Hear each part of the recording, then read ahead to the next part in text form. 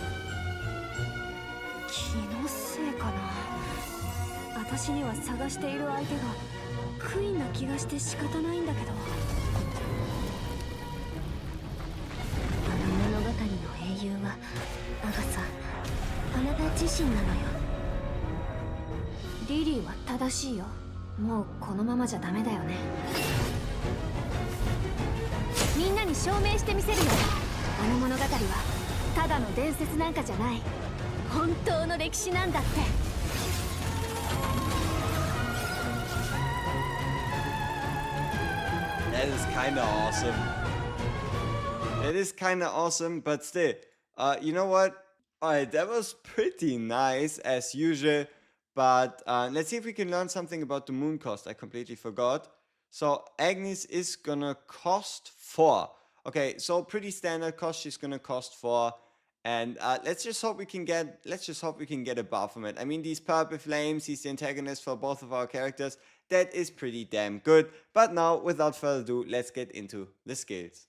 Right, here we are. Let's get into Agnes information. We are looking at a SSR half moon, very important. This could be huge because we don't have any super crazy half moons at the moment, besides obviously Acapella and I guess Carlo. Next up, we then also have her being medium armor. We know that she is 4 cost for her ultimate, and that she's now a kingdom faction unit. So if you have any kingdom shards from the towers, make sure you save them because you'll be able to get copies of her depending on how strong the kit is that we're just going to read.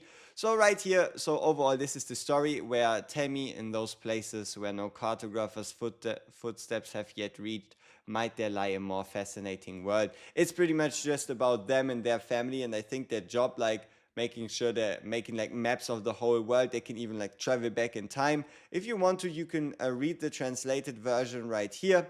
But if not, that's also totally fine, because the most interesting part by far has to be right here.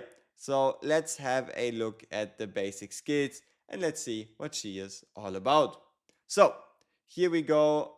First off, we have the first 3 attacks. So the first one is the basic attack, which says deals damage to enemy units within a fan-shaped area in front of the main target. So it should be similar to the way that a Darcius attacks, just like a slight AOE attack. Trait: when Agnes skills hit a certain number of enemies or more, the damage of that skill is increased. So she's an AOE DPS. She sounds like an AOE DPS. Okay, battle skill, which is this one right here. After a certain number of basic attacks, automatically activates once. Deals damage to enemy units in a rectangular area in front of the main targets and grants Agnes a shield equal to a portion of her max HP. Keep in mind, Agnes is the character that we all get for free from the event on the 28th. And let's check out the ultimate. Alright. At a designated location, constructs a fateful arena. After a short delay, enemies within the platform are pulled toward the center of the arena, and enemies inside suffer reduced movement speed and reduced physical defense moderate.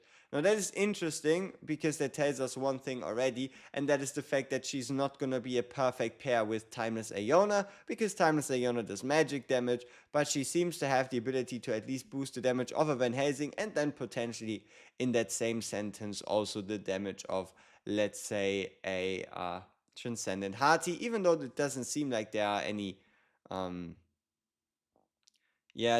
such like debuff parts in her kit. But I find this interesting reduced movement speed. But yeah, once the arena is fully constructed, Agnes enters a serving state for a set duration. During this stage, she continuously hurls rotating markers into the arena, each strike dealing damage. Okay, alright, so here we are. Let's check it out. I wonder if we can change the speed. No, we probably can't. So, here we go with the ult. We've seen the range. I mean, looking at the range, it is kinda big, I gotta say. Like, I mean, this is definitely bigger than, for example, what a Daikalo has. And if that catches everyone, and it also looks like you'll be able to freeform place it, that is very promising. Alright, so she summons the arena.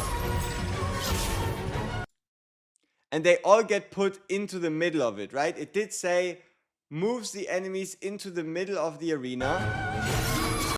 Okay, and then we can see this guy trying to go out, but he is heavily slowed. And then she throws this like boomerang ricocheting projectile while these units are inside of there. So yeah, this hits everyone, bounces off the edge, hits everyone again twice. Here you can see it quite clearly. Hits, bounces, bounces, bounces. Okay, so we have a AOE DPS with increase to physical damage, as well as the ability to give herself a shield through her passive skill. So damage turning into a shield through the battle skill, and that after a certain number of basic attacks. And then outside of that, also this one's going to be interesting. How many enemies need to be hit, and how much more damage does it deal, right? Multi-point measurement, where the reconstructing the tracks of history, like this arena that pulls them in, this move does more damage depending on how many units get hit. So once again, a case for the full multipliers. But overall, looking at this kit, it looks like a unit that could be useful for us moving forward. Especially, keep in mind, this unit is going to be free for everyone on the 28th from the specific event, as well as further resources and rewards in that event itself. So everybody will be able to get her, and I don't know. So the way I see her is, obviously she's not going to be a main DPS. She's not going to replace Timeless Iona unless, I don't know, reality starts crashing. But what I can see her be is definitely a second team type of content person, or even Night of the Hunt, right? During Night of the Hunt, there might be some use for Agnes in certain stages with her AoE damage. I can definitely see her do some nice things in Clan Hunt. But outside of that, we have to see the multipliers. Obviously, potential is high, but it looks decent. It doesn't look like anything meta defining, unless for whatever reason she reduces movement speed by 99%, but you've seen them move, right? So this has already been it, and as always, we see each other in the next one. Peace!